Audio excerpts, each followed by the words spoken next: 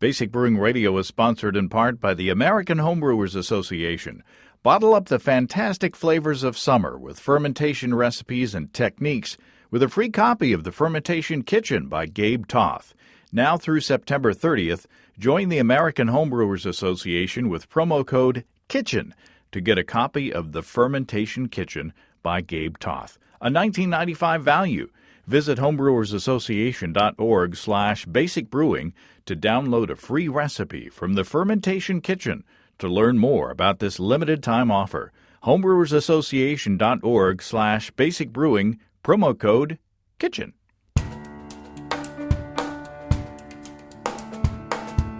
Welcome to Basic Brewing Radio for Thursday, September 15th, 2022. I'm James Spencer. Here at Basic Brewing Radio, we're all about home brewing. This week, Steve Wilkes and I sample some really good Oklahoma beers at the Tulsa Craft Beer Invitational. We talked to a bunch of brewers, and we're very impressed at the diversity of styles and techniques that they used.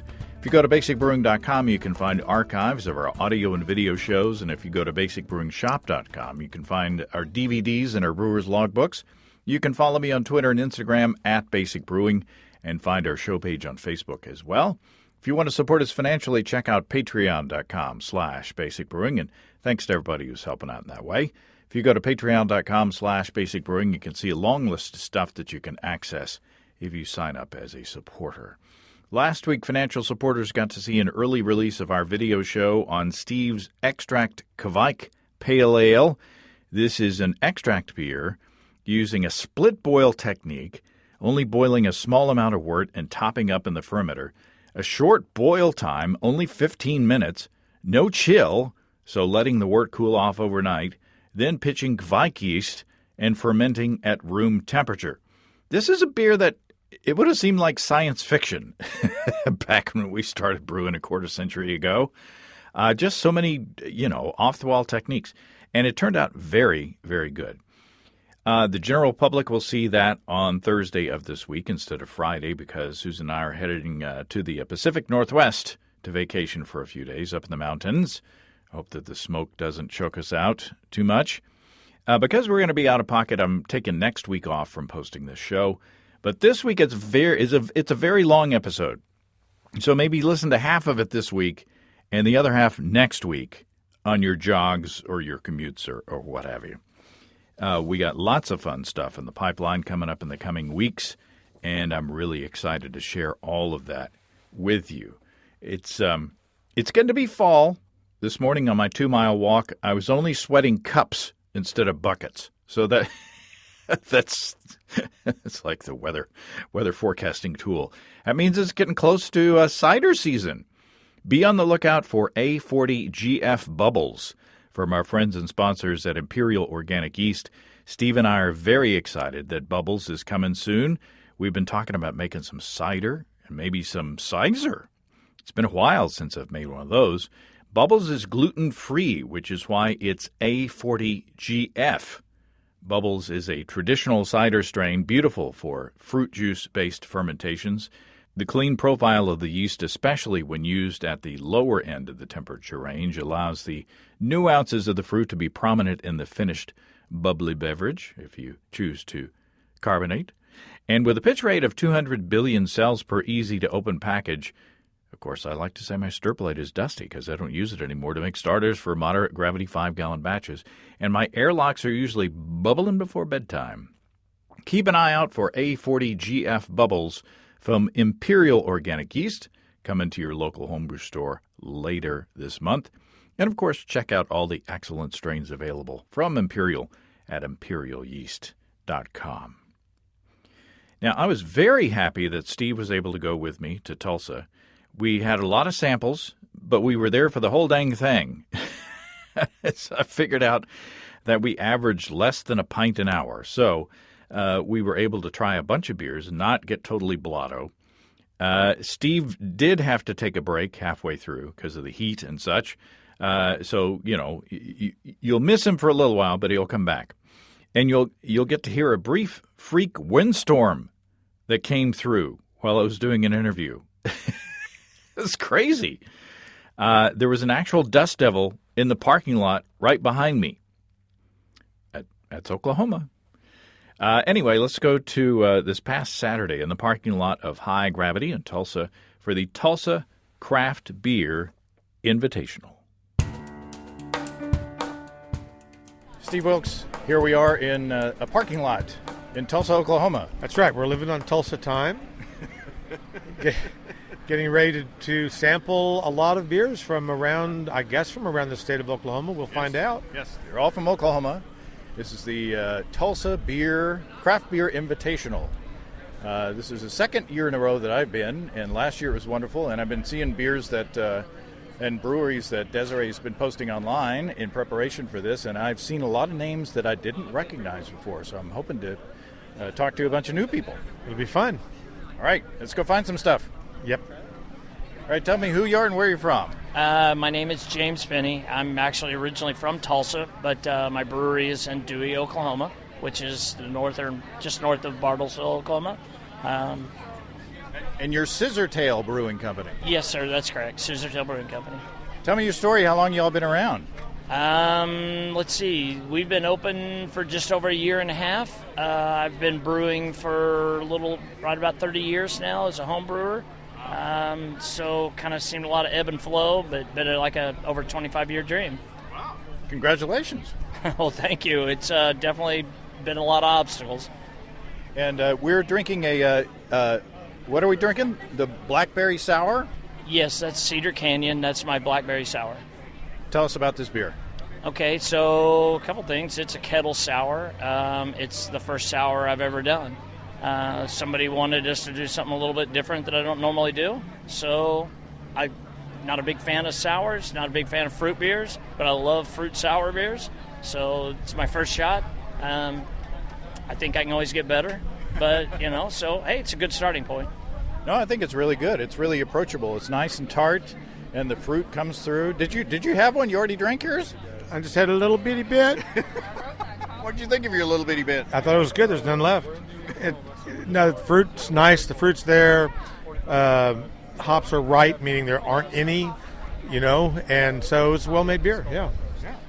Very nice. Congratulations again. Good. Thank you. I appreciate that. Really do. Okay, we're still at Scissortail. All right, I was trying to pace ourselves, but it's not working out so good. Steve's got the Dunkel. What do you think of the Dunkel? I liked it a lot. Nice caramel. Again, not overhopped. Very, very drinkable beer. I wish I had more. And this is the Hefeweizen. It's got a nice spice to it, nice clovey spice to it. Got a bit of the banana as well. And you were talking about the yeast. Yes, that's right. So I've specifically picked this yeast. It's not the common yeast that most Americans are used to. It's one that I fell in love with in many of my trips to Germany. So it tastes a little bit different. Like you say, it's a little smoother, kind of easier in some ways. Just has a little bit different flavor, but it's definitely a Hefeweizen. Yeah. So sometimes some people are a little bit shocked that it's just not, they think maybe something's not quite right, but it's right. It's what the Germans do. It's just as Americans, we're not used to this yeast yet. Yeah, it's a subtle Hefeweizen. It's not like banana bread. Yes, but it's I think that's good, especially if you wanted to kind of ease people into different craft beers. Yes, exactly, and it's one of my more sold beers too. It's been very popular. So yeah, it is. It's very approachable, very drinkable. I guess we could say it's quaffable, or as the Germans say, it's South.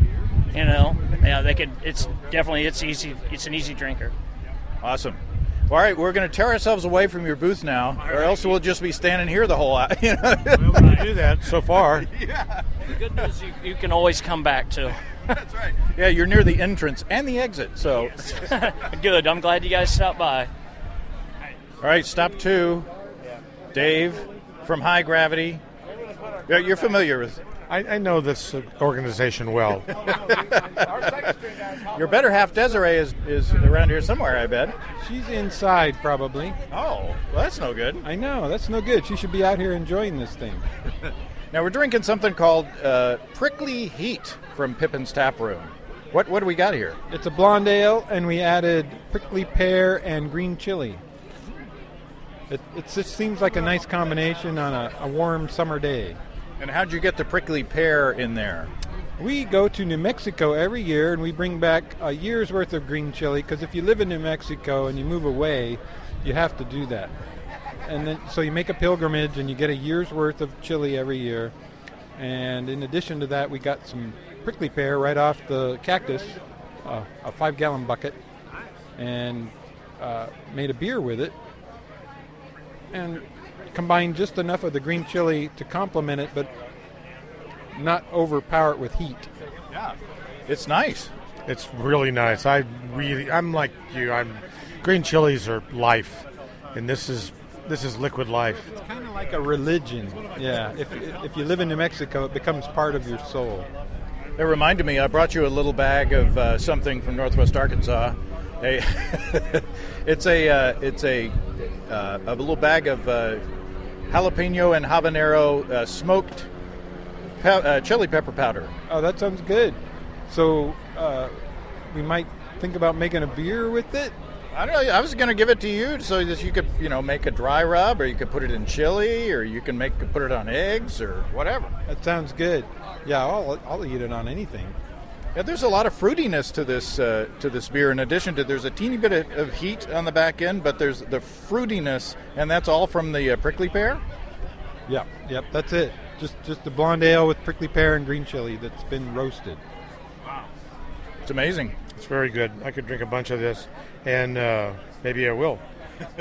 Awesome. The prickly pear is really nice. You don't drink and go, oh wow, that's prickly pear. Right. But it adds some fruitiness, and the color is coming from the prickly pear, I think. Yeah.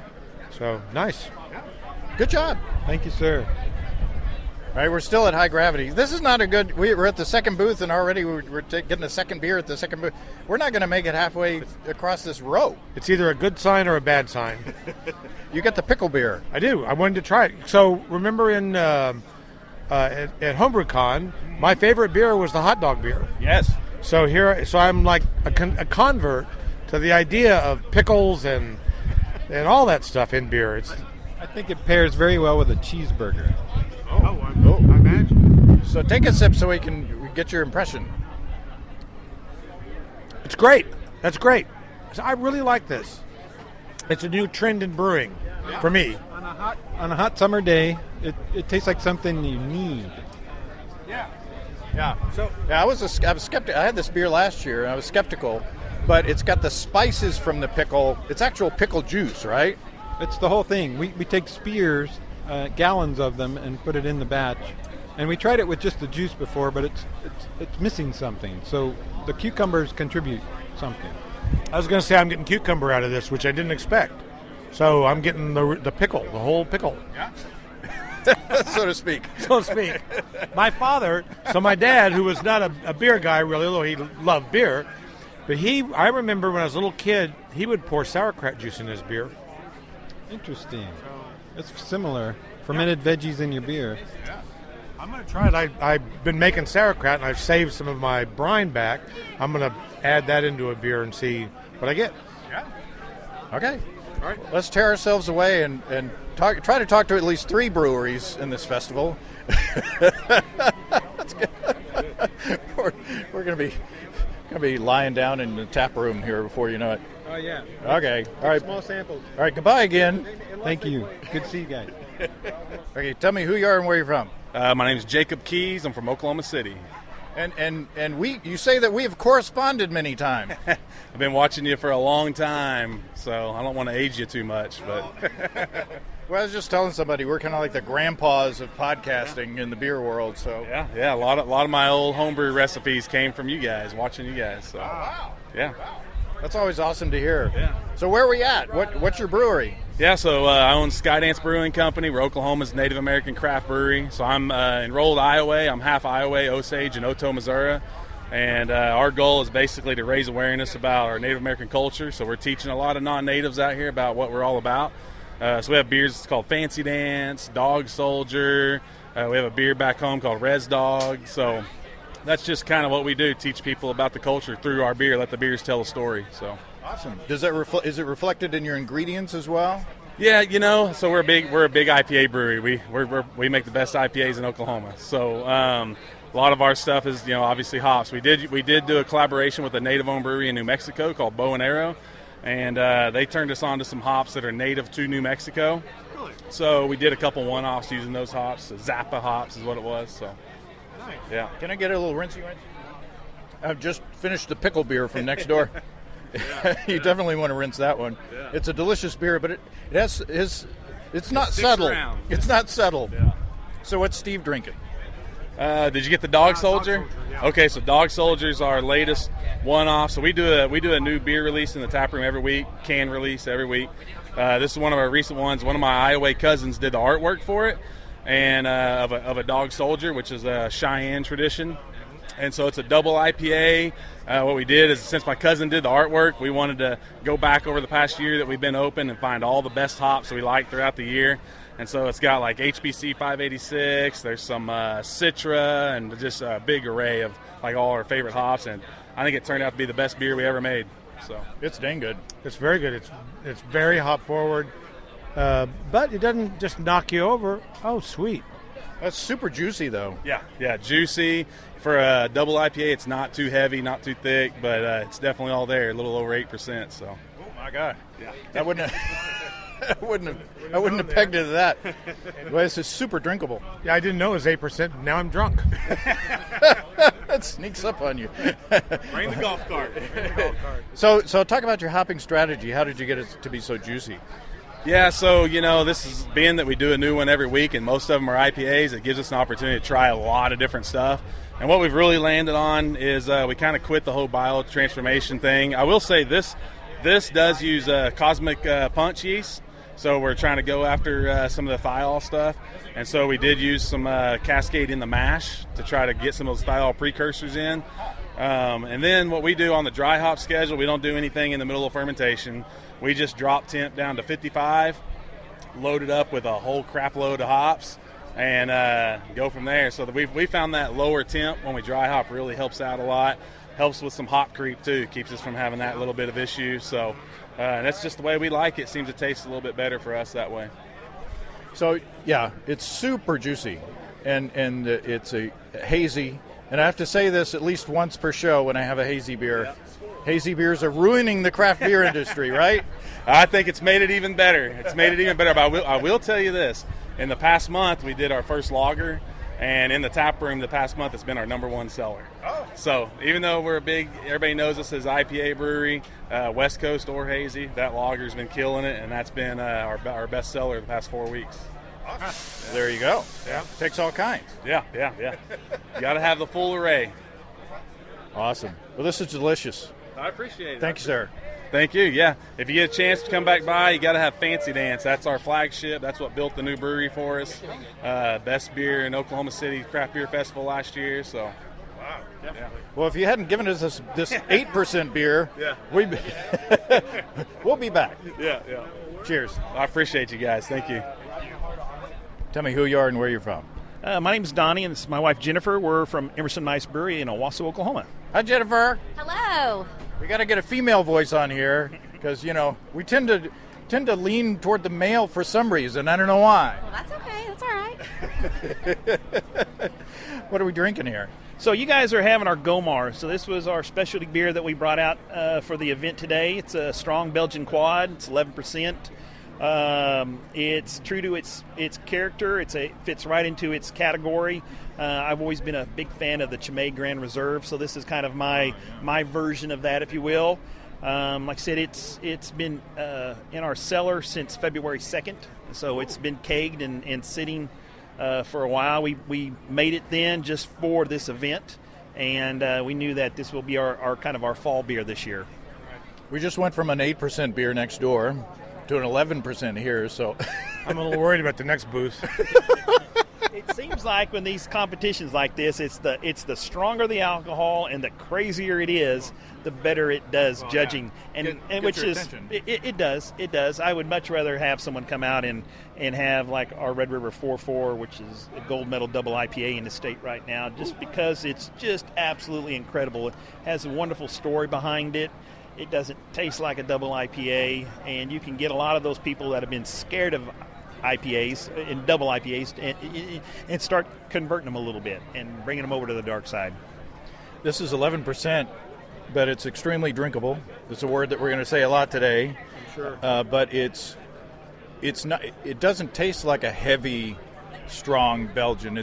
To me, it's a little on the sweeter side, which you would expect, but it's not like super toffee sweet. Although I'm getting like dark caramely notes. I'm saying all the things. You say some stuff. I mean, I'll just say I agree with you.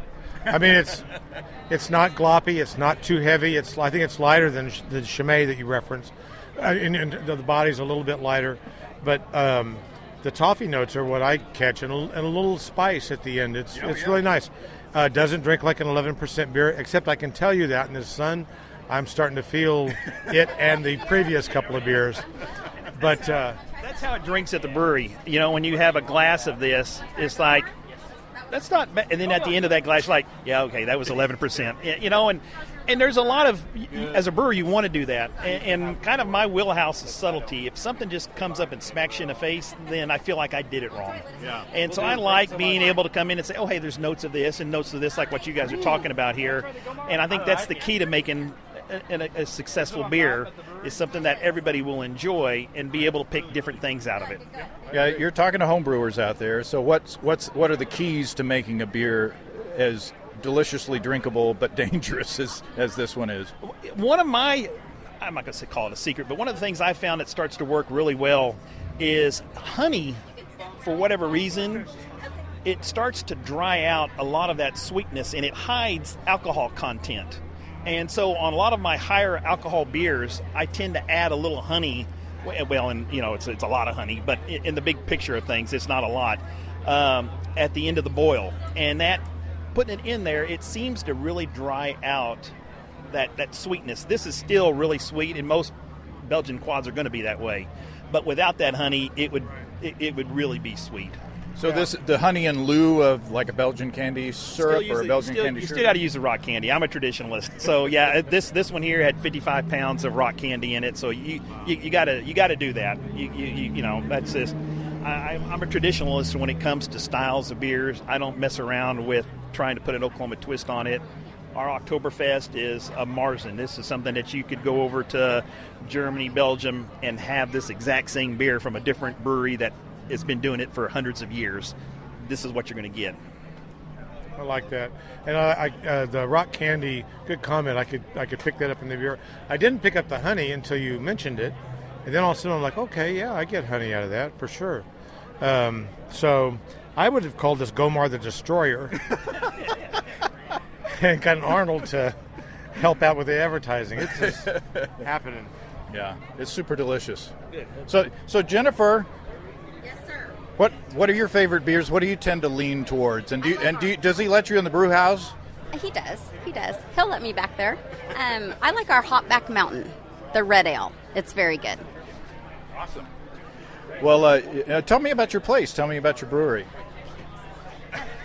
Well, we are a full restaurant and brew pub, also a bar. We have events going on every day of the week. Mondays we do bingo, and our jackpot gets up to $1,000. Tuesday nights we do open mic night upstairs. People can bring out their guitars and jam with us. Wednesdays through the month of October we'll still have our bike night. Thursday nights we do trivia. And Friday and Saturday we have live music from 7 to 10. And then on Sundays we do all day brunch with $5 any beer. Wow. And remind us one more time, what's your brewery and where you're from? We are Emerson Nice Brewery in Owasso, Oklahoma. 102 South Main Suite E. Come see us. Thanks, Jennifer. Thank you, sir. All right, tell me who you are and where you're from. So I've already we're not even we're at the end of the first row and already. Four to go. Yeah, I'm Alex Foster with the Nook Brewing Company. And we're drinking your Saison. Tell us about this beer. So it's a nice, refreshing Saison. We put a pop of white wheat into it just to help give it some creaminess. We use noble hops, and we dry hop it just a hair at the end just to give it a nice, fresh flavor to it. We use French Saison yeast from White Lab, so it has a nice kind of peppery finish. So. Yeah, it's we've been drinking big beers the past few booths here, so it's nice to have a little palate cleanser, and everything's been delicious so far, but it's like nice to switch gears and have something a little lighter. And Yeah, Saison is just a nice classic, just summery beer. So we brought obviously the 2 Imperial Stouts. So bringing 2 Imperial Stouts on a 90-degree day, we decided we needed to bring something a little more summery and refreshing and easier to drink. So here we are. It's appreciated. Yeah. What do you think? Well, that it was appreciated. I like the pepperiness. I was going to ask you about the yeast. So, yeah, that explains. And it's just a nice, you're right, it's just a nice, refreshing Saison. It's very clean. It's got all that fruit going on, up top. It's nice. I like it. Yeah, there's a lot of pepper on the back end. There's a lot of spiciness. Yeah. Do you do anything to play with temperatures to bring out, the spiciness of the yeast? We don't. We just do a standard. I'm not personally a fan of like a ton of pepperiness. This one has plenty for me. So, you can do little things right with the yeast to kind of like play around with what you end with as far as like the yeast character. But we kind of like it, just kind of middle of the road. When we serve it in the tap room, we put an orange slice on it, and that really helps the citrus come through too, because like that nice like orangey citrus with the pepperiness something just makes it super refreshing. So obviously we can't bring a bunch of orange slices out here for these, but How are things in Broken Arrow? Great. We're rocking and rolling. We just expanded we added a 20-barrel fermenter, and we got a canning line coming in the next couple weeks, so we should start distributing 6-packs pretty soon. So we're pretty happy with the direction we're going. So yeah. Awesome. Congratulations. Thank you so Keep much. up the good work. You as well. So thank you. Have fun. Hey. It's always great to see our friends and sponsors, Desiree and Dave of High Gravity in Tulsa. We only got to talk to them for a couple of minutes this time because they were so busy serving beers and running the festival. After Steve and I sampled at the end of the day, we went into High Gravity, and I did a bit of shopping for a little bit. And Steve sat in Pippin's tap room and had a glass of water. And I joined him for a few minutes to decompress and cool off. I did get a few 4-packs of beer to go from Pippin's, even though I didn't drink any while I was there. If you're not in the Tulsa area, you can visit highgravitybrew.com virtually and pick up some beer kits to brew some of the beers yourself, like Center of the Universe IPA, which I got a 4-pack of. Way good. Center of the Universe features Columbus and Centennial hops from the west and Citra from the east, along with flaked oats and flaked wheat in the mash. So good. I also got a 4-pack of G6 Belgian Blonde, which is not about the hops, but about the Belgian yeast, and you can find that kit and on highgravitybrew.com. You can check out all the kits along with the Build Your Own Beer page if you want to come up with your own recipe, along with the, of course, excellent Warthog electric brewing systems that take the pain out of propane at family-owned and operated highgravitybrew.com. And if you use the code EBC75BB, you can save $75 off your Warthog electric purchase. That's at family-owned and operated highgravitybrew.com. All right, we're amongst homebrewers here. We're at the tent of the Fellowship of Oklahoma Ale Makers, or FOAM, and with us, tell me who you are. David Salmon. And David, what are we drinking here? That's a Vienna lager. And you brew this? Yes, sir. So tell us about this beer. It's a German-style beer. It's kind of like a lighter Oktoberfest is what most people would recognize it as. Just a little on the lighter side. That one probably is a little bitterer than normal, but I like it. Yeah, it's nice. It keeps it nice and crisp and clean. It's very clean beer. It's just a little bit of toffee notes, and I think it's a pretty good representation of that style, for sure. Yeah, tell us about the grain bill. Primarily Pilsner and some Vienna malt, and I think there's some Cara pills in it. Don't remember anymore. Used German lager yeast. Well, it's super nice. It's super crisp and clean, which you want in a lager. It's just refreshing. It's exactly the kind of beer that I'm wanting out here in the hot sun. Yeah, for sure. And I prefer. The older I get, and the more beer I've got under and over my belt, I find that I gravitate toward beers like this much more frequently. So how long did you lager it? About 3 months, I think. Wow. I don't have to be in a hurry. I'm not. Yeah, it is a beer for that style. It does benefit from patience, I think. Can you when you taste it, when you first start aging it and you taste it afterwards, can you taste the benefits of aging? Yeah, you can, and it's just smoother and less yeasty. The yeast falls out, and you get that clean, crisp. It's very well done. Thank you very much. Thank you. Right, tell me who you are and where you're from. My name's Fred, and I'm from here in Tulsa. And you recognized my logo or my voice or my face or something. You're one of the listeners to the show. I'm an online listener of your podcast, and then I watch some of your videos. But I can't stand many of those. I don't blame you. My wife is like, they watch y'all? I'm like, yeah, I know. I look, go, hey, he's got a face for radio too. Okay, Fred. All right, that's enough. No, I really enjoy. I mean, you've got all the way from the basics, like your logo says, all the way up to real in-depth stuff, and I've enjoyed your recent ones of the recipe development. I've gotten some good ideas on that, and used some of those theories on the Iron Brew here in the foam organizations. Oh, nice. Okay, so of the breweries that we have here in the parking lot, which are the standouts? Which do you think we should be hitting? Well, Pippin's Tap Room, of course. Yeah, we were there. We had both of their beers. Vortex over from Ponca City I really enjoyed theirs, and then there's some good ones here in Kockendorfer. I enjoyed theirs real well too. So we're right next to Nothing's Left. Nothing's Left. And their tagline is "We make weird beer," which sounds like me. Yeah, and I haven't tried any of theirs yet, but that's why I'm standing here. I'm going to give them a try. Well, maybe if you stick with me here for a couple of minutes, you can be Steve has stepped away to take a break, and so maybe you can help me taste this next beer. How about that? We have. I'll do that with you. Okay. Tell me who you are and where you're from. Travis Richards, Nothing's Left Brewing Company. And where are you at? Down here in Tulsa, 6th and Rockford. Now, their tagline on the side of the tent said, "We make weird beer." And that sounds like me. I make a lot of weird beers. What do you mean by "we make weird beer"? Stuff like this guy right here. We make a line of smoothie-style sour beers called Slurp. This one's banana, pineapple, and ube. Wow. We also make beers like blueberry muffin beers. Oh, wow. This one's kind of based off of the Seinfeld episode with the nothing but the tops of the muffins. It's a muffin top beer. Yeah, muffin top beer. So we call it man hands because obviously she had man hands, right? Yeah, you need to make a lobster flavored beer with man hands. Hey, maybe next time, cracking it open. Let me get something on your face. We had a lobster goza at HomebrewCon. It was pretty good. Wow. So what are we drinking here?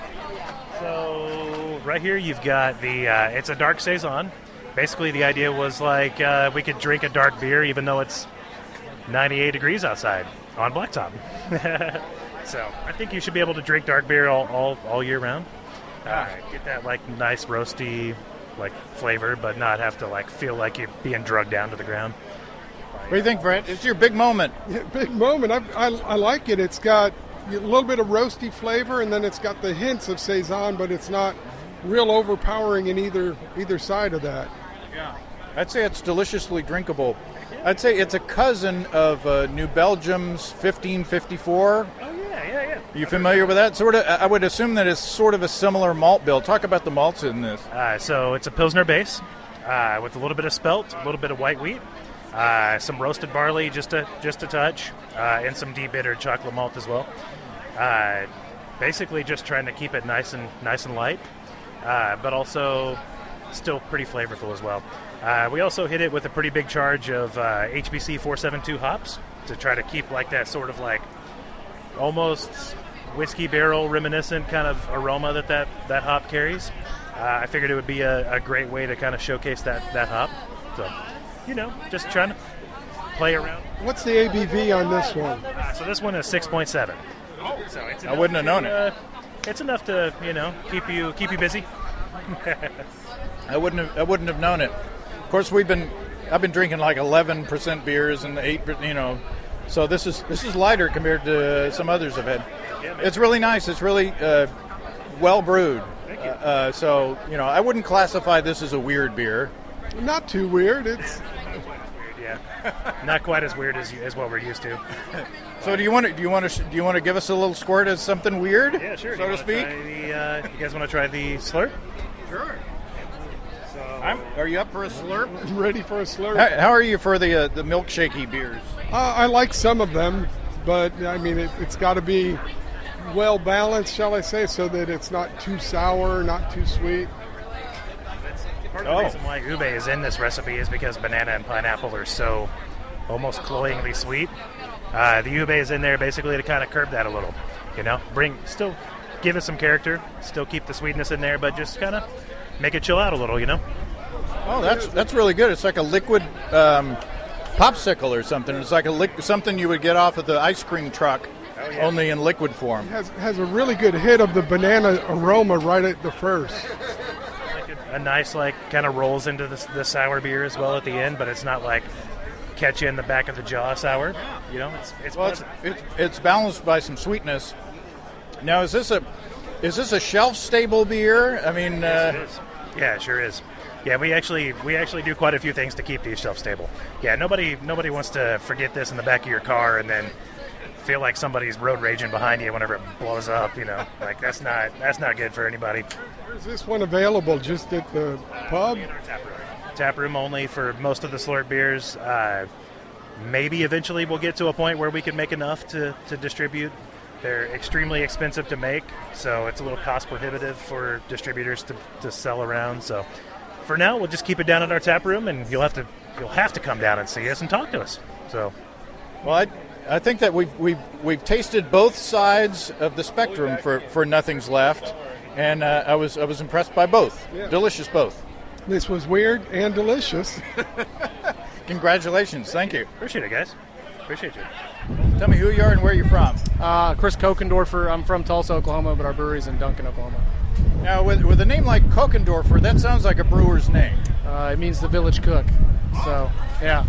I started brewing in the beginning. I was brewing with the company, but we've grown so much. There's just so much more to handle. But I will be getting back in there and starting to brew again here pretty soon. So now, I started talking to you, and the windstorm came up. So I don't know if that's a good sign or a bad sign. Yeah, let's see if this guy needs some help. Are you holding this up, or is it? I'm holding it up. Okay. It's okay. All right. Okay, so thanks for your service. Uh-oh. Wow, what is going on? I bet. Yeah, actually, I'm not. Yeah, this is. All right. Try not to be distracted by the. This is Oklahoma, by the way. Yeah, there's a tornado literally right there in the parking lot. There's a trashnado right there in the parking. This is not a good sign. Okay, I'm having your cream ale here. It's a pre-prohibition style American ale. We used a flake maize in it, which gives it its body. It's nice, crisp, and clean, golden color. You get extra credit for continuing the interview during a windstorm. Yeah, holding a tent down with one arm. So. Like, what else are you gonna do? I don't know. I might do a backflip. I don't know. We'll see. So talk about this beer some more while I drink it. I recently brewed a cream ale, and it was basically Pilsner and flaked maize and a little bit of hops for bittering, and that's about it. Yep, it's just a nice, crisp, we call it our intro to craft beer. Down in Duncan, Oklahoma, we didn't have much of a craft beer market down there, so this is one of the first styles we brewed, and still our number one seller, especially in our tap room, as people start to build their knowledge of craft beer and start to change it up a little bit. So. Yeah, it's a nice, clean beer, but it's still got enough malt presence to where it's interesting. You know what I mean? It's it's hard to compare it to somebody that doesn't drink craft beer because they want something really light, and they'll usually tell you Michelob Ultra or Bud Light, or So we'll tell them it's the closest thing we have, but it's not close. No, you're right. It's a bigger malt profile. In looking at your styles, I just got done with Nothing's Left, where I got like a Slurpee beer, which was delicious, and a chocolate peanut butter beer, which was also delicious. I don't see any chocolate peanut butter slushies over here on your lineup. No, and that's their thing. Actually, I went to their brewery a couple weeks ago with my wife. We had some of their slushy beers. It's a whole market. It's just not really our market. We like more traditional styles, cleaner, crisp beers that not overly sweet. You'll find some in our tap room occasionally. We're about to do a vanilla cream ale. We've done cranberry Hefeweizen, different beers like that. But that's about as crazy as we get. We just try to make a nice, crisp, as true as we can do here in Oklahoma to the style, and just make a great beer. Well, if the rest of your beers are anything like this, congratulations. And like I say, nothing's left. What I had there was delicious. I have a feeling that they're dark saison. I could have two or three pints of. But I have a feeling I would spend more time at your bar drinking pint after pint. And there's probably some people who say the same thing about staying at their place. We in our tap room we sell a local wine, Cotton Blossoms wine, and they have the sweet variety of wine, and we have a lot of people that drink a lot of that. So, we try to make beers that everybody will drink and have a few of. So, and again, nothing's left. Delicious beers, and I would have more. I would have more than one of their peanut butter beer as well. Yeah. Is that the D's Nuts? Yeah, the D's Nuts. Yeah, it's popular. All right, thank you, sir. And the wind has died down now, so it must be time to quit. I'm just kind of stuck there. So, cheers. Appreciate it. Thank you. Tell me who you are and where you're from. My name is Simon Wire. From Ohio, now live in Tulsa, and I'm the head brewer at Neff Brewing. And where are y'all at? We are in downtown Tulsa at 4th and Frankfort, right next to the Box Yard. And are you a new brewery? We are almost 4 years old now. Oh, really? Yeah. I guess it was December 2018. I'm not from around here, so. So what am I drinking? You're drinking our Harvest Moon. It's a beer I specifically made for this event. It's a lemon-zested wit beer with coriander, and we're topping it off with just a little bit of lemonade, and that's a very popular drink in Spain. It's called Clara. Now, it's similar to a shandy, wouldn't it be, with a little bit of fruit juice and beer as well? Yes. The difference is that we're adding the lemonade after the entire brewing process and fermentation process. So a shandy, you add it during the fermentation process. Yeah. This is delicious. My first sip, I think I got mostly lemonade, but now I'm getting more kind of down toward the beer, and I'm getting the kind of more spiciness of the beer. Mm-hmm. That's probably a little bit of the coriander coming through. Tried to make it so that sweetness of the lemonade balances nicely with the malt and the little spice that you get. I'd say that's a perfect pairing. The amount of lemonade that you put in there was not overpowering, so I can still taste the beer, which is a good thing. Mm-hmm. Yeah, just a splash. And then if you want more, you can always add more. So talk about the base beer. You're talking to home brewers around the world. All right, so our brewery is naturally gluten-free. So we call it a wit beer. We went really heavy on buckwheat, and buckwheat's it gives very similar grainy flavors, similar to wheat. It's not exactly comparable, but you ask anybody, once we have our whole grain bill, you can't tell the difference. Yeah, that surprises me. I've had some really delicious gluten-free beers at HomebrewCon, and it's a relatively new phenomenon. There are brewers who are using Clarity Firm to take the glutens out of the beer afterwards, but there are no glutens in your beer to begin with. Yeah. If you take it out after, there's still trace amounts, and if you do have autoimmune disorder like celiac disease, your body will still react to those trace amounts. So we use millet, buckwheat, rice, and quinoa as our malts, and all those are naturally gluten-free. So how did you get into that? How did you get into the and were you skeptical at first? I was a little skeptical at first. Before I started working here, I tried gluten-free beer, and it's all commercialized, and they make it really cheaply, and it's not great. But I interviewed and came and tried some of the beers that they were already making, and knew that this could be something really good, and honestly reach a much wider audience and expand what beer can be. And what are the challenges from the brewing side of using these grains that are non-traditional brewing grains? Cost is a big thing, but in the actual brewing process, it's the mash efficiencies and extracting all the sugars. So, are you able to find malted versions of these grains? Yes, we have. There's a distributor that does our millet, and then a separate distributor that malts the rice. So. Wow. Well, this is a delicious beer. I'm almost done with it. I would drink this all day. Good job. Perfect for a hot day like today. Yeah, exactly. Thank you. All right, tell me who you are and where you're from. I'm Mark Spalding. We're from Ponca City, Oklahoma, with Vortex Alley Brewing. With Vortex Alley Brewing? Yes. Were you here for the windstorm just a couple of seconds ago? Yeah, we was here last year, too, for the bigger windstorm. Yeah, that was like a constant thing. Right? This thing, I started interviewing those guys over there, and then all of a sudden a whirlwind came up. Yeah. So I took the blame for that. Yeah, that's like I made those. The big weights on your tent. Yeah. Well, it's From Oklahoma. last year. From what I hear, the wind comes sweeping down the plain. It does. Most definitely. Tell me about Vortex Alley. Well, we're just a little local brewery in a little town. Our town's about 25,000 people. Not real big. We were one of the first nano breweries, like small in Oklahoma. So how small are we talking?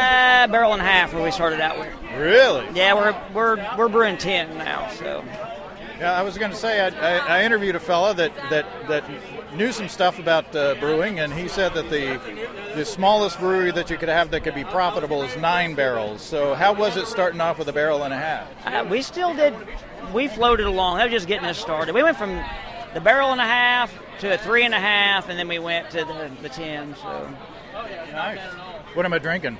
That is from Prussia with Love. It's our chocolate raspberry coffee stout. So all that comes from the coffee beans. So the chocolate, raspberry, anything like that's all coffee. Really? So there's no fruit in here? There's no chocolate in here? Nope, all in the beans. It's nice. There's a lot going on. But so what is the variety of bean, and how do you get all of that from just a coffee bean? It's a coffee company from up in Pennsylvania.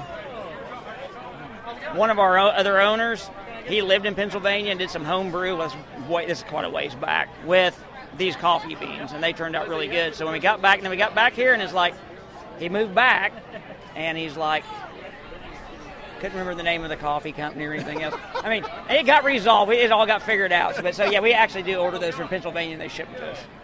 Wow. There's also a nice earthiness from it as well. Is that also from the beans, or is that specialty malt? That's our base stout. It's very nice. Thank you. So if you were a home brewer and you wanted to get this nice coffee flavor, you preserved a lot of the coffee character. I'm assuming that you did some interesting things with it. It's all cold side. After fermentation, we just put it, like on our bigger system, we put it in a hop back and just recirculate it through the coffee beans, whole coffee beans, not ground, for a day. Spit it back in the tank then. Do you crack them at all? Or? Nope. Wow. Whole. Wow. So it's kind of like a cold brew with beer and whole beans. Yes. Wow. And what's the yeast on this? We use an 05 on that, US 05. Okay. All right, so just nice, clean yeast. It's delicious. I could drink a pint or 3 of that. What's the ABV on this? It's 7%. Oh, wow. Well, not too bad. No, it's a little higher. I wouldn't have known it, though. Yeah, it's not real thick, so kind of deceptive on that. But a lot of our beers are deceptive. What is your forte at Vortex? I am the head brewer at Vortex. So. And then what do you like to brew? I like to brew IPAs, but I brew everything else anyway, so I'm more of an IPA guy. So, but we brew sours, we brew everything across the board. So did you have to kind of educate your local drinkers through your growth process? Yes, most definitely. There was not a lot of craft brew drinkers in Ponca, so we've converted a lot of people, like a lot. I think it's your personality and the beer. Yeah, maybe. All right, this is a delicious beer. Thank you. And I may sample another one off mic. Definitely do. Definitely get the Father Carson Project, a 10% IPA that tastes like a 5% IPA. Woo. All right. Sign me up. I'm turning the mic off. All right, appreciate you. Okay, one more. All right. What is this? Okay, this is our Father Carson Project. This is actually brewed with our local Catholic priest. He comes and brews it with it, blesses it, whole 9 yards. Wow. So talk about the hopping on this. The hopping is laurel and... Went blank, sorry. Equinox, sorry. It's Laurel and Equinox. So that's our 2 hops in that. They go really great together. They give you nice notes. And like I said, it's just a nice 10% IPA that tastes like 5. God, I would not call that 10%. Yeah, it is. And it's super juicy. I'm assuming the hops are going in like either toward the end of the hot side, or we got them. No, we're going all the way across. We got them. Oh, really? Yeah, we got your main edition at the beginning, and then we got 2 more editions at the end. And we actually have a dry hop version too, which we didn't bring. But so there's no wow. So there's no dry hops in that one. Wow. So the bitterness is not intense. It's nicely balanced. What you would need for a 10% beer that tastes like a 5% beer. But yeah, it's not. It's a little hazy, but I wouldn't call it like a New England IPA. There's a lot of hops in that. Yeah. It's more of a West Coast kind of blend. So yeah. Well, just call it an Oklahoma IPA. Take credit. That's good. Shit. All right, thank you, sir. Hey, you bet. Appreciate you. So I'm back. I'm under the tent at Skydance Brewing with Jake. Jake? Yeah, I'm sitting in one of your chairs. This is probably as a journalist, I probably shouldn't be sitting in your tent, taking advantage of your chair while I'm drinking your beer. What am I drinking? So this is Fancy Dance IPA. That's our flagship hazy IPA. Citra, Mosaic, and then HBC 586. So we recently switched from Brew 1 to 586. It's a experimental hop that should be getting a name by the end of the year, hopefully. So. Now, did I have this before? I can't remember. No, last time you had the double IPA, you had the Dog Soldier, but it also has HBC 586 in it. Oh, okay. That's why it sounded familiar. I was like, oh, am I repeating? Yeah. Pretty similar, just the other one is like this beer on steroids, basically. Well, this is delicious. We have a cloud over us now, which is good. Yeah, and we had a little gustnado earlier, so the breeze and the clouds is making it a little more tolerable. So what got you into brewing? Well, watching Basic Brewing on YouTube all the time. So when I was a kid, my dad homebrewed all the time, and I think I screwed up a batch of his one time by opening up the carboy, and the beer got infected, and he decided he should show me what he was doing so I would know not to do that. And I think that was his fault. Yeah. If you just open the carboy, it's not your fault. You can't leave something like that bubbling in front of a very curious kid. But he kind of showed me what to do, and I just fell in love with it, and then ended up working at a little brewery in Norman, Oklahoma during college called Coach's, and my dad would come in there after I got off work, and we'd drink beer and talk about how we're going to open a brewery one day. And then several years ago, my dad, at the age of 56, turned out he had MS, and he ended up in a nursing home. And he was in there for 4 or 5 years, so I brewed up one of his recipes one day, and an oatmeal stout, took it into him, and he liked it. I got kicked out of the nursing home, and then I took that beer to a Red Earth Homebrew Club meeting one time, and they said, hey, there's this big beer festival down in Dallas called the Blue Bonnet Brew Off. You ought to send the beer down there. So I sent it off, and I ended up going down there for a few days to the whole event. I had to leave a little early before the awards ceremony because I was in the gaming business running casinos for my tribe, and I had to go to Phoenix for a conference. And when I landed, I had all these voicemails. Everybody's yelling, hey, you won. And so I was excited to get that medal and take it to my dad. But then I got to my hotel room, my brother called, said Dad just passed away. And so I sat there in a bar trying to get a flight back to Oklahoma City, and right then and there I said, man, I'm going to open that brewery we decided that we were going to open, and it was a long process, but here we are. So, wow. That was quite a trip, Jake. Yeah, it's been a journey. I wish he was here to see it, when we fill the tap room up and people are in there enjoying those beers and enjoying one of the oatmeal stout we still make from time to time, his recipe, and I think he'd get a kick out of that for sure. Well, you're doing him proud because these are all delicious beers. I appreciate it. Thanks, Jake, and cheers to your dad. Cheers. Keep it going, man. I love the show. We'll talk where there's a little background noise. Okay. It sounds like where there's a festival going on. Well, we got plenty of background noise. Desiree, I finally caught you. Yeah, I'm kind of hard to catch when I'm running one of these things. So You're working. yeah. Yeah, your husband Dave is over there taking it easy, pouring beers. Yeah, he did so much of the setup this morning, and he is like a sopping mess of sweat right now. I offered to relieve him, and he was like, no, because I finally got a chance to come out. But I was in the AC, though. Well, I had to finish up the poll for the voting, and because I was running behind. So it's a really good turnout this year. Yeah, it's funny. The ticket sales were running kind of slow, and I was a little panicky. And then, and last minute burst. So I think we have around 400 attendees. Wow. And tons of breweries. There's some breweries here that I didn't recognize from last year. So I know that Lost Street Brewing wasn't here last year. So their new Hop the Griffin wasn't here last year. We had a few that had to back out at the last minute that are normally here. And I'm trying to think who else is here that, War Pony is a new brewery. I think they're out of a casino. I think it's one of the casino breweries, which is becoming a thing here in Oklahoma. Oh. I mean, when I was looking at this, so right now Oklahoma has 72 registered breweries with ABLE. Huh. Yeah, so I don't know if they're all still open or, you know what I mean, but there's 72. Last year there was 60. So it keeps growing, and I was surprised to see how many of them were in casinos. Huh. Like 6 or 7 of them. Wow. Yeah. Well, everything that I've had here has been delicious. Awesome. There's been a lot of big things. And you may see me and Steve sitting in your air conditioning in the tap room, not drinking anything. Yeah, but you're allowed. But we'll buy beers to go. Okay, that sounds smart. That's a smart move. Smart move. I've only got to try our beer, the Prickly Heat, and I had what did I have? Oh, I had the Dead Armadillo Cinnadilla bun. Oh yeah, I saw that. Yeah. It was I'm not a big cinnamon in my beer person, but it was well made. It's just not my kind of beer. Yeah. All right. Well, I'm going to let you get back to work, and I'm going to try to find Steve. Okay. And we got separated again. Okay. But yeah, thanks for having us. Oh yeah, every year, always. We love you. Love you too.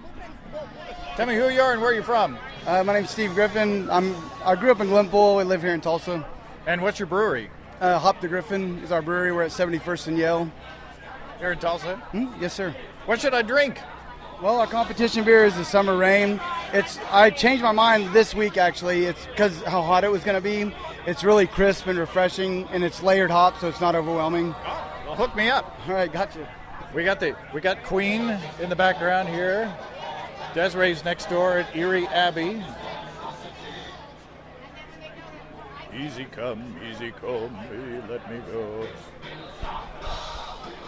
There we go. Okay, so tell me about this beer.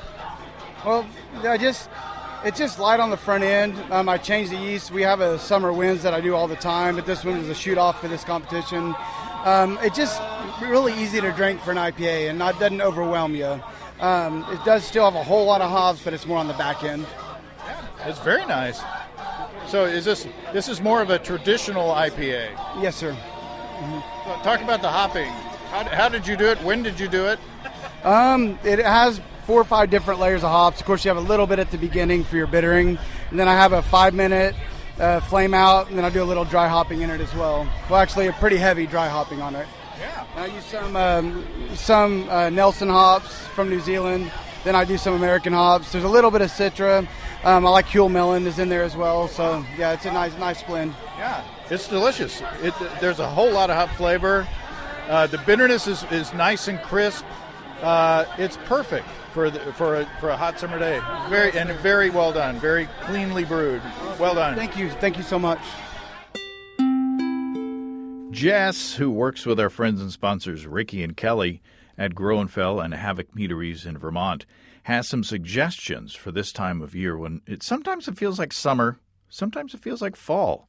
Jess suggests Wild Hunt, the fall seasonal from Groenfell, a balanced blend of honey, cranberry, blood orange, and spice brewed in honor of the ceremonial meads of 18th century Northern Europe, or Nordic Farmhouse, which is crisp and a little funky thanks to a blend of floral honey, tart cranberries, and wild yeast. You can also check out the bundles on Groenfell.com. The Bonfire Mead Bundle, the Last Days of Summer Mead Bundle, and the September Mystery Mead Box. You'll have to check out the fun details of those on Groenfell.com. Too much deliciousness to talk about here. Groenfell and Havoc Meads are innovative and delicious, whether you want light and refreshing, strong and traditional, or all of the ground in between. They ship to most states across the country, and shipping is free for orders over $75. That's at family-owned and operated Groenfell.com. That's Groennfell.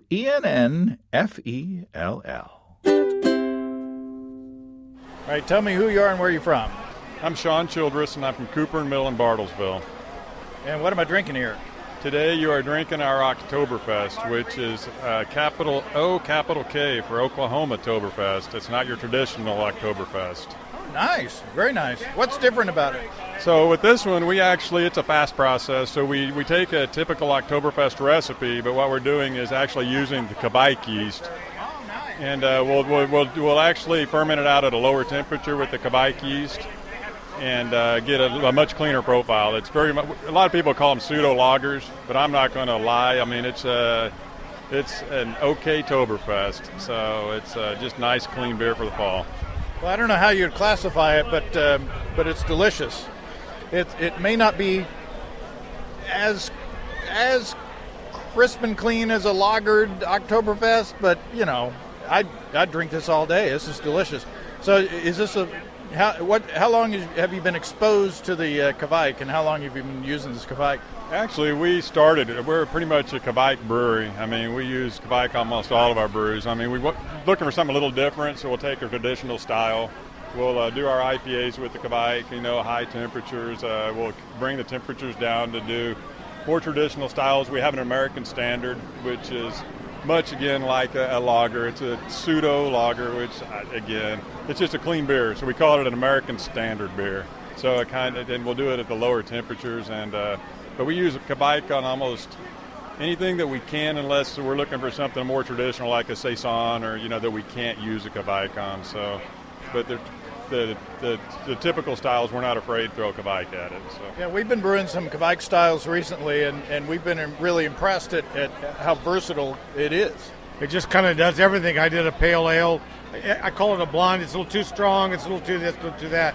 So just a pale ale, but with Kvike. I did mine at room temperature.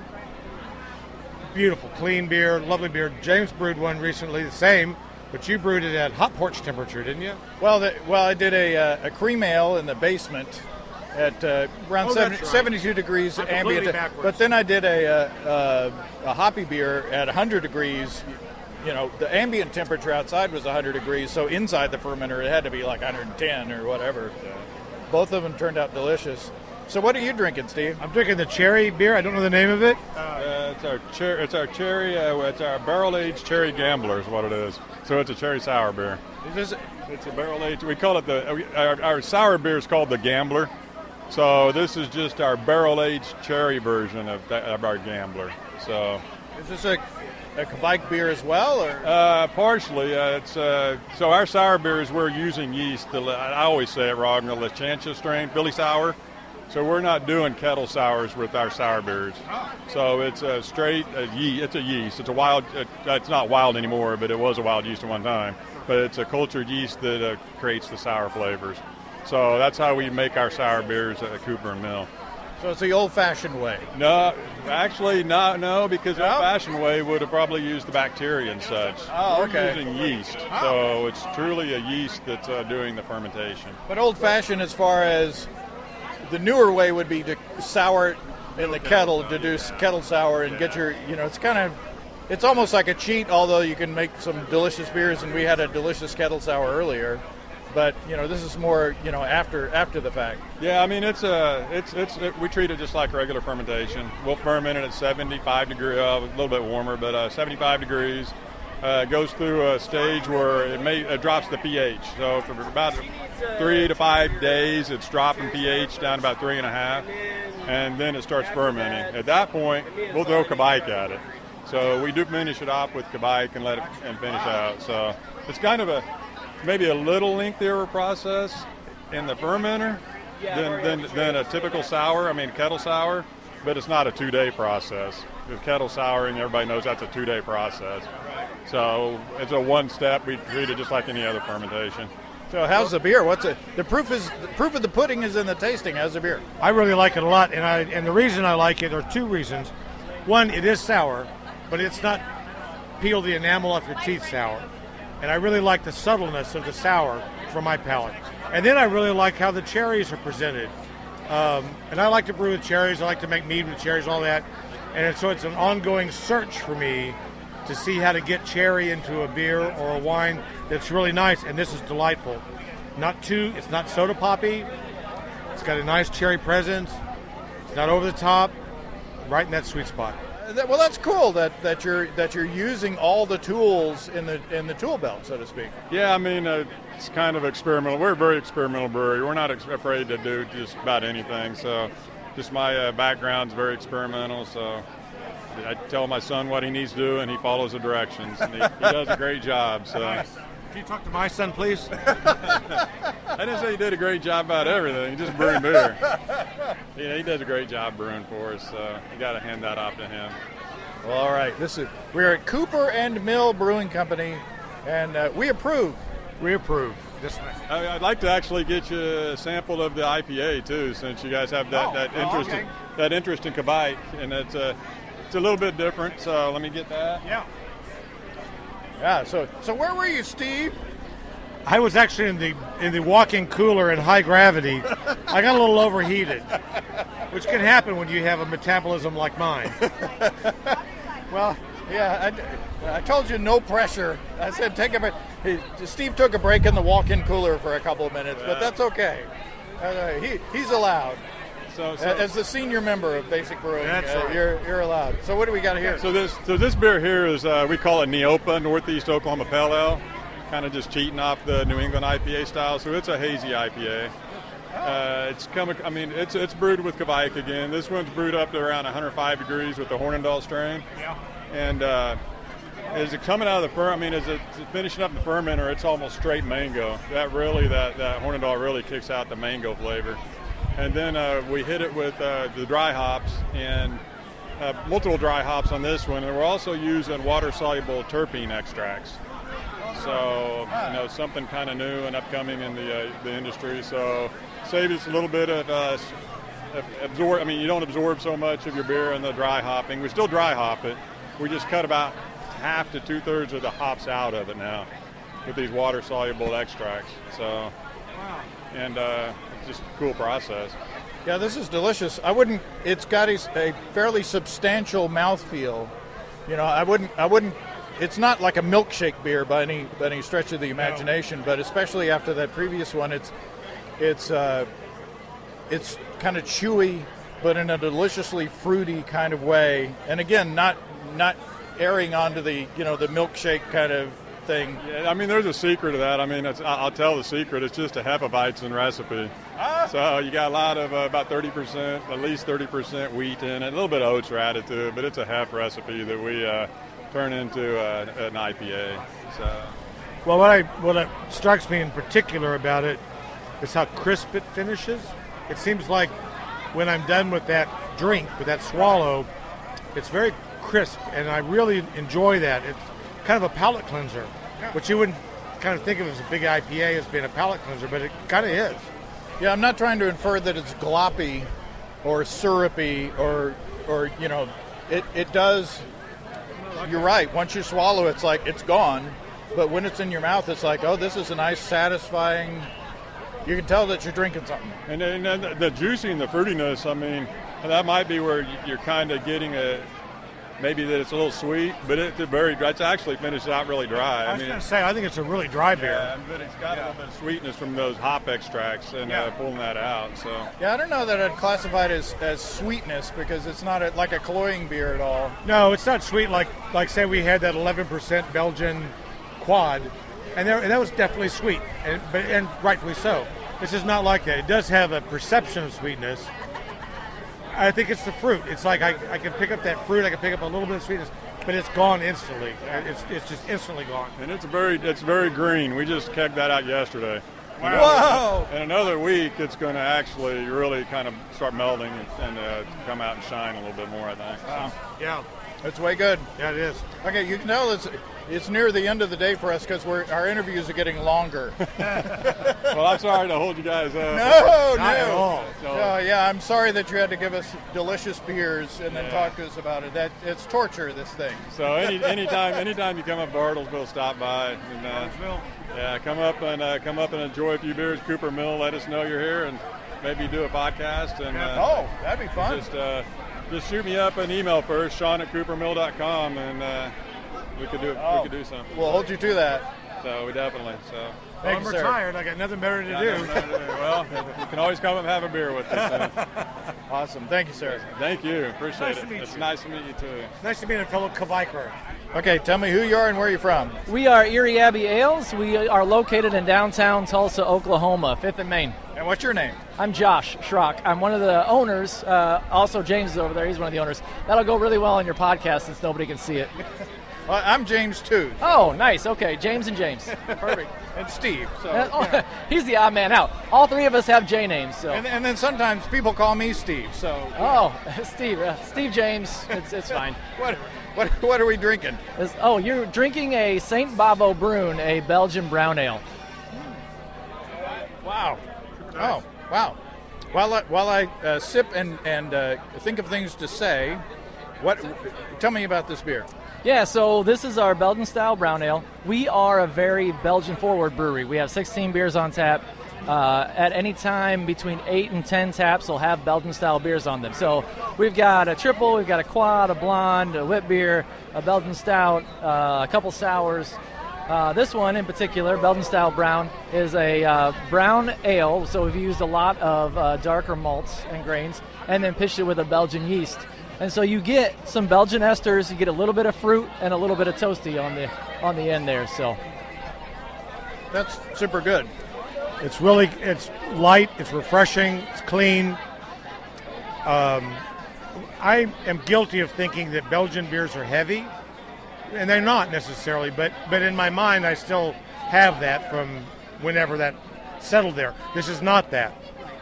Because people think that a lot about Belgian-style beers because a lot of what you can get in America that people are familiar with, Chimay, St. Bernardus 12, all of those beers that are 10, 11, 12%. But if you dial it down a little bit, like this beer is 6.5%, and you dial it back a little bit, a Belgian beer is really pleasant. It's not too hoppy, it's not too sweet, it's not sour, it's not, it's a really well-balanced beer experience. Yeah, I'm tasting a lot of yeast character in this.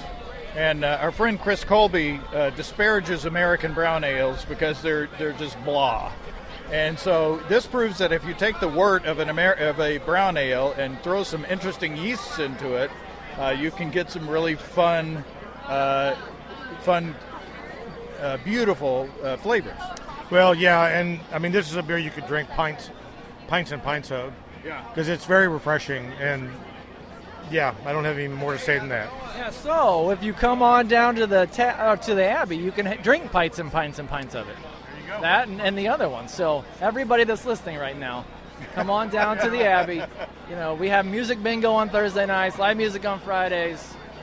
Come on down and see us. So what do you do to coax the interesting yeast character out of the yeast? So there's a couple different things. One is actually choosing the right yeast for that beer. You were mentioning American browns don't have a lot of character. Well, a lot of people use yeast specifically that doesn't add any flavors, so you're only tasting the grains. Belgian-style beer gives you esters. On lighter beers, you get almost a banana or a pear. type flavor. Browns, it comes out more dark fruits, prunes, raisins, that sort of thing. What was the question again, the original question? What do you do to it? Okay, so that's the other thing. Number 2 is that most people don't ferment their Belgian-style beers at a high enough temperature. So we started off at 68 and don't really regulate it, let it climb. And when it gets to about 72, 74 degrees, we shut it off, and then we start regulating it. So it's not completely untamed. No, it's not. You want to let it get warm. If you let it get too warm, you'll get boozy characteristics, and those are some of the real. Like if you guys have ever had a Belgian Golden Strong or a triple, and it's like very boozy, it's because it got too hot in fermentation. Yeah, there's no rocket fuel in this whatsoever. No, that's the thing. That's what I think what I meant by drink pints and pints. It's a Belgian beer that's not too boozy. It doesn't make me, and it's not a delirium tremens or something like that. Of course, that's a completely different style, but yeah. We have those at the tap room. You can have a beer that you only have one of, but and don't get me wrong, I like those beers. But on a 90-degree day in Tulsa, this might be a little better choice. Yeah, very good. Yeah, no, that's why we brought our lighter beers. The Orange Cream Ale is not a Belgian-style beer, but we brought it specifically for a day like this. Well, this is a delicious beer, and off mic, we're going to have another. All right, perfect. I appreciate you guys coming by. It's nice to meet both of you. Cheers. Yeah, cheers. Nice to meet you. Okay, as per this show, we're back at Erie Abbey drinking the Orange Cream Ale. Yep. So this Orange Cream Ale it's a traditional cream ale, but we actually pitched it with Kvike yeast, and so that gives it a little bit of a fruity flavor, and so it's lent itself really, really well because it's a really clean tasting beer with just that little bit of hint of fruit. So it's lent itself really, really well to adding flavors to it. This orange cream beer that you're drinking tastes like a creamsicle. It's really good. It reminds me when I was a little kid, I get those creamsicle, That's what I'm talking about. Oh, it's killer. It's got the vanilla in there. I taste the vanilla, the sweetness of the vanilla ice cream, and then the orange. And so my question is, how'd you get the orange in it? Because it's killer. Oh, we do all sorts of different things. No trade secrets, but I think. Give me the mic. I think one of the hardest things for homebrewers is to get fruit in beer that tastes good when they're done. Yeah. It's a hard thing to do right. You did it right. Yeah, well, it's a balance that you have to have, and if you just add straight orange, you're going to have orange juice. So you have to figure out a blend of orange, vanilla, lactose, all of these different things that you're going to put in a beer. Otherwise, you'll, like I said, end up with orange juice. So okay, I'm showing my age, but this is a push-up. You remember yeah. push-ups? Sure, of course I do. Yeah. Yes. The push-up's a little ice cream truck, little cardboard container. But when I was a kid, the push-up had a wooden stick. That's how old I am. The wooden stick and the plunger was made out of cardboard. Now I think it's all plastic. Well, when I was a child, my sticks were made out of carved stone. That's before wood was invented. Yeah, wood wasn't invented yet. Well, now I know you're lying because they couldn't freeze anything then. Well, it was the Ice Age. So. Oh, yeah, Ice Age. Okay. Yeah. So the Kvike, did you ferment it hot or warm? Yeah. So Kvike, we always let that get up to like 95, 98 degrees. Yeah. So and the hotter, well, it depends on what kind of strain you use. But a lot of them, the hotter they get, the more of that fruity flavor it'll bring out. Right. Some are cleaner than others. Yep. But yeah. Yep. Yeah. Wow. Amazing. Okay. So maybe this is the last beer of the day. Last for me. Either way, we're going to be sitting in the tap room at High Gravity Pippin's tap room, chilling out. And there you go. Well, this is wonderful. Awesome.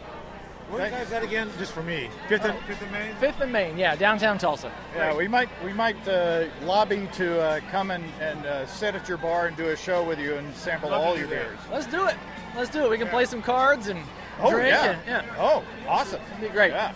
All right. Cool. I'm good at Go Fish. War for me. Thanks, James. Hey, thanks. Right. I'm Josh. That's Josh. Oh, I knew. See, I try to remember people's names and You've then been I drinking. It's fine. All right. No worries. Cheers, Josh. Yes, appreciate you. Did I get it right that time? You got it. All right.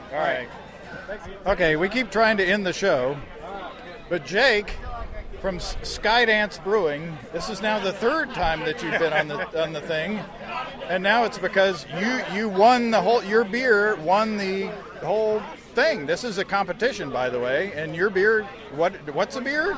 It's a Dog Soldier double IPA, so 8% ABV. The hop that's really showcased here is HBC 586 and then Strata.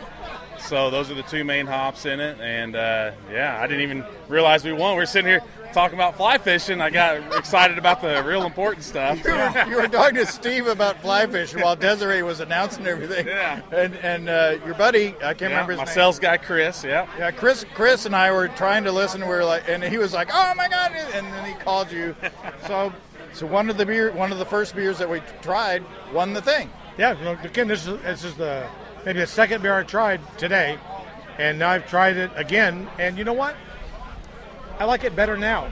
Yeah. I mean, it's like, I don't know. It's just it's a little sweeter in my palate earlier because your palate's not used to it, and now my palate's kind of attuned. Yeah. And now I'm like, man, I love this. Yeah. So it's real intense. That's the thing. Yeah. A lot of people in the tap room, the same thing happens a lot. People will have the first taste and like, oh my God, because it's 8%, and it's like 5.5 pounds per barrel dry hop, so it's like a lot of hops. And then they'll start drinking about halfway through the glass, like, oh my God, this is great. So hopefully this is an omen because we sent this and our lager and another beer to GABF, and we're hoping this comes back good. So well, this is the Basic Brewing blessing on this beer. No, and that talks about palate fatigue. Yeah. And the fact that we've been drinking for a little while, and we've been sampling a bunch of different beers, and some hoppy beers and some not hoppy beers, and so I call it palate conditioning. Not fatigue. liver conditioning. You guys are strategizing some like fly fishing and brewing and stuff. So hopefully this isn't just like we've been drinking beers together. I've actually found a lot of home brewers and professional brewers who are into fly fishing. There's something about it that they go together somehow. I don't know what it is. It's creating. It's the creation, like the whole craft. So just a real quick story is the first time I ever fly fished was in Montana, and my dad, I didn't know what I was doing. I couldn't catch anything, and he said, "Here, watch this." And so he had just taught me how to tie a fly, and I couldn't catch anything with it. He throws it out there, first cast, he catches a fish, and then he hands it to me, and then I caught a fish, and guess what? I still have that fly. Wow. And my son, who's 14 now, when he was 9, he caught his first trout with that fly. That's What's cool about it is you made it, and then a fish thought it was good enough to eat. And you there's just presented it well enough. You presented it well. There's something about that. Same thing with brewing. Yeah. I used to watch you guys and brew in my garage and stuff, and then somebody would come by and drink the beer and say how great it was, and they were lying to me, But now I own a brewery, and everybody wants to tell you how bad it is, right? Right. And so to have people, to something you made, to see people lined up in our tap room, or to have a festival where you won something, to see them like it, like that means a lot. Like you really spent some time creating something. It's Absolutely. pretty cool. It's pretty awesome. There's nothing like beer, man. People are breaking down. We're shutting down the festival for the. When I was here with my wife last year, we didn't shut down the festival. There's an indication there. Something is different. Closing time. You made it to closing time. Closing time. You ain't got to go home, but you can't stay here. Yeah, I thought that when I was in college, I thought that chairs went upside down at the end of every evening. But anyway. They do in our house. Well, Jake, congratulations to everybody, you and everybody at Skydance Brewing. I appreciate that. And Steve, thank you so much for coming with me. And let's go sit in the air conditioning for a long time now. It was a great day, a great festival. And you know what I liked about it? It's not too big. No, it's perfect. It's the right size. Yeah. It's perfect. You could get around to virtually all the breweries. Tulsa's a great little town. Big town, really. Not a little town. Yeah. Little by New Jersey standards, but who's counting? But at any rate, it's a great day. Yep. All right. I love you, man. Hey, I hope you guys know how much you mean to homebrewers around the country, especially like me. Like literally, I watched you guys for hours and hours and hours, and I still do. And I hope you guys understand what that means and what you've done for like the industry as far as home brewers who watched you and now they own breweries. I'm cutting all this It's out. awesome. No. You guys have inspired a lot of people. I hope you know that. Well, thank you, but I'm just going to play this for my wife. Family reunions. Yeah, see, I am doing something real. See, That's right. Oh, thanks, Jake. Well, thanks again to Steve and everybody that we met and talked to. Congratulations again to Jake Keys of Skydance for brewing the favorite commercial beer this year, and to homebrewer Daniel Vanderslice for his Boys in the Hood being named the favorite homebrew. Remember, I'm taking next week off from posting the show, but we'll be back the last week of the month for more fun with Steve, with the show that we've got in the can. If you have brewing questions, show suggestions, or just want to say howdy, write to james@basicbrewing.com or just fill out the contact form on basicbrewing.com. Please don't forget to tell us where you're from. Check out our mobile-friendly shop at basicbrewingshop.com. Thanks to everybody supporting us through our Patreon page. Special goodies coming your way. Check that out at patreon.com/basicbrewing. It's all until next time. Until then, thanks for listening, everybody. I'm James Spencer. Production help for Basic Brewing Radio and our website is provided by Kelly Dotson. Basic Brewing Radio is a production of Active Voicing. We'll talk to you next time, everybody. In the meantime, stay well and stay tuned. So long.